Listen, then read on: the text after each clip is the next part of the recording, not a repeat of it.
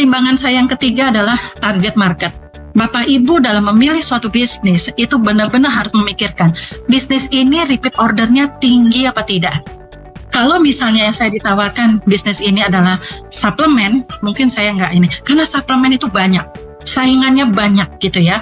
Nah, di sini saya lihat kekuatan dari Swanghorse, pintu masuknya adalah kopi dengan odol. Odolnya juga luar biasa sekali gitu ya. Kesaksiannya banyak sekali. Jadi saya juga ngelihat, aduh ini bagus banget. Bisnis yang bagus adalah kita tidak perlu ngopiak-ngopiak. Atau kita tidak perlu mentelepon semua orang, ayo belanja dong, seperti itu. Bisnis yang bagus adalah bisnis yang repeat ordernya dengan sendirinya. Seperti itu. Nah, kopinya kita, odolnya kita, saya sih berharap tehnya tuh nanti akan keluar di bulan Januari. Saya menekankan kepada grup, fokus kepada kopi, odol, dan teh. Walaupun sambil saya berjalan 2 bulan ini, saya lihat ternyata produknya Swanghorse yang lainnya bagus-bagus. Ya suplemennya, ya alat masaknya, dan semua itu bagus-bagus. Jadi bayangin aja ya, kita di sebuah perusahaan yang dia punya pabrik sendiri, sudah 35 tahun, kita tinggal jalanin sistem. Yang lebih bagusnya lagi, kita punya upline yang sudah berhasil. Jadi saya udah nggak usah pusing-pusing memikirkan saya harus bagaimana. Saya cuma tinggal minta, oke, kamu punya apa? Dia kasih saya PowerPoint, image, saya convert semua ke bahasa Indonesia, saya coba jalankan. Jadi walau di awal Agustus tuh saya benar-benar nggak tahu harus bagaimana, tapi hati saya benar-benar melekat ke Swanghorse karena saya lihat ini bisa menolong bangsa Indonesia untuk bangkit gitu ya, untuk sehat dengan cara yang murah. Dan jangan lupa Bapak Ibu, momentum itu nggak akan datang 2 kali. Indonesia penduduknya 270 juta penduduk. Ini Bapak Ibu harus lihat pemikirannya jauh ke depan, bukan sekarang. Saya suka sedih kalau ada leader ketemu saya nanya, bonus sponsornya berapa?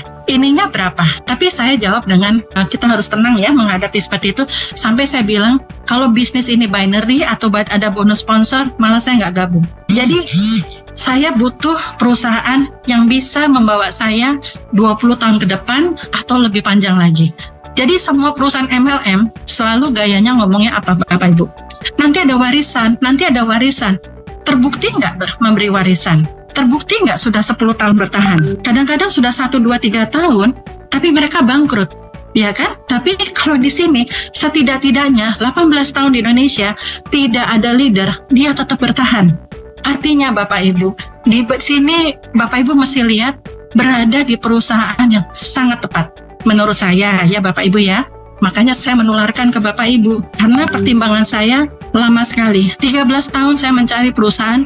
Waktu itu bulan Maret kalau nggak salah, anak saya yang di Australia ini dia bilang, Mama jalani lagi MLM tapi cari MLM internasional. Saya bilang no way, saya nggak mau jalani MLM lagi. Tetapi dalam hati saya mulai berpikir, saya tahu persis bisnis yang ada passive income-nya. Salah satunya dengan modal yang terkecil adalah bisnis multi level. Jadi Bapak Ibu jangan alergi. Kalau alergilah sama money game. Alergilah sama sesuatu yang nggak jelas. Alergilah yang memberikan iming-iming.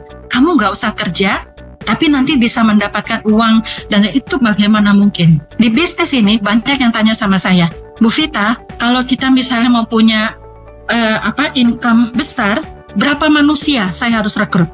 Saya bilang di sini bukan tergantung dari manusia, tetapi tergantung dari poin, dari omset. Bagus banget gitu loh. Jadi di sini marketing plan-nya sangat simple, dan Bapak Ibu tahu omset itu ya dihitung dari pribadi dengan grup kita. Di tempat lain belum tentu begitu. Mereka ada sistem tutup poin. Tutup poin itu nggak masuk di dalam hitungan bonus. Tetapi di sini kita mau belanja 1 kotak sampai 500 kotak sekalipun, itu masuk ke dalam bonus. Bagus banget gitu ya. Jadi Bapak Ibu nanti yang punya upline, coba tanya ke upline yang aktif.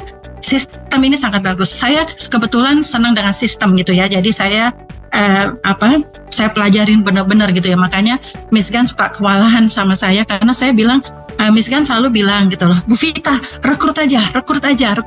Pokoknya jangan tanya ini.